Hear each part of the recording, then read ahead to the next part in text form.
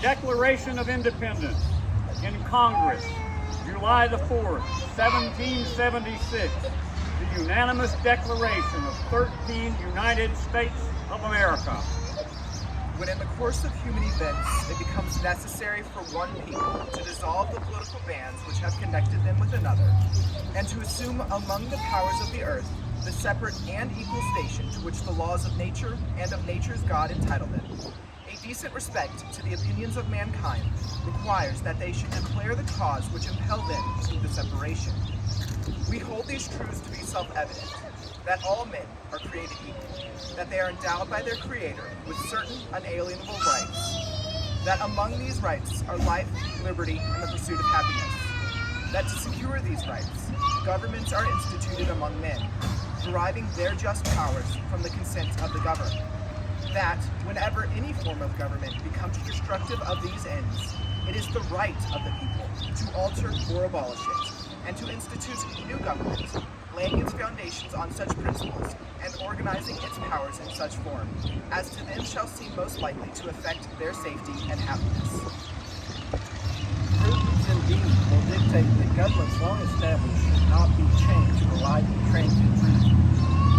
And accordingly, all experience has shown that mankind are more disposed to suffer while others suffer than to right themselves by abolishing the forms to which they are accustomed.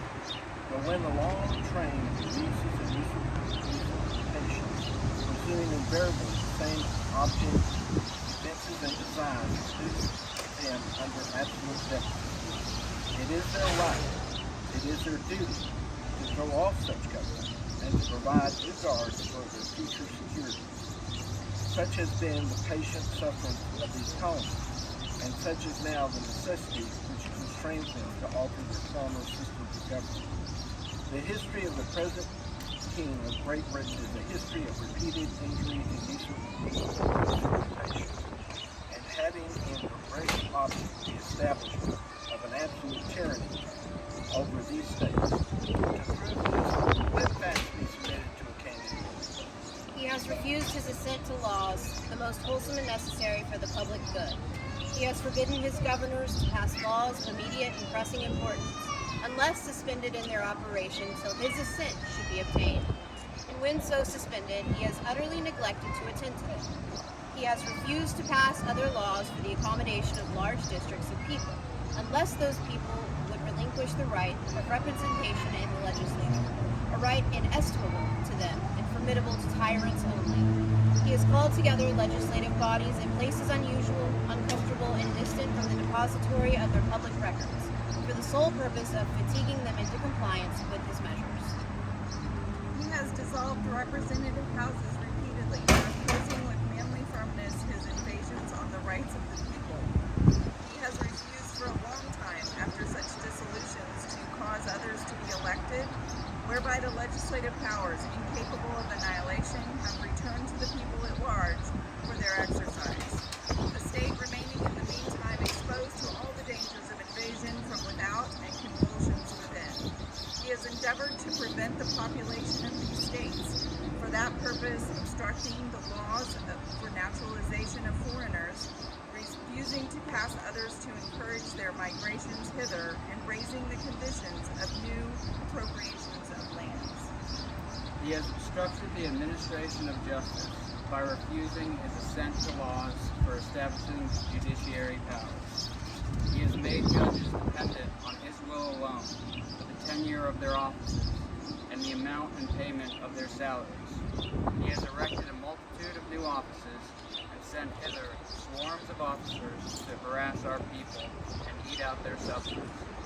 He has kept among us, in times of peace, standing armies without the consent of our legislators. He has effected to render the military independent of and superior to the civil power. He has combined with others to subject us to a jurisdiction foreign to our Constitution and unacknowledged by our laws, giving his assent to their acts of intended legislation.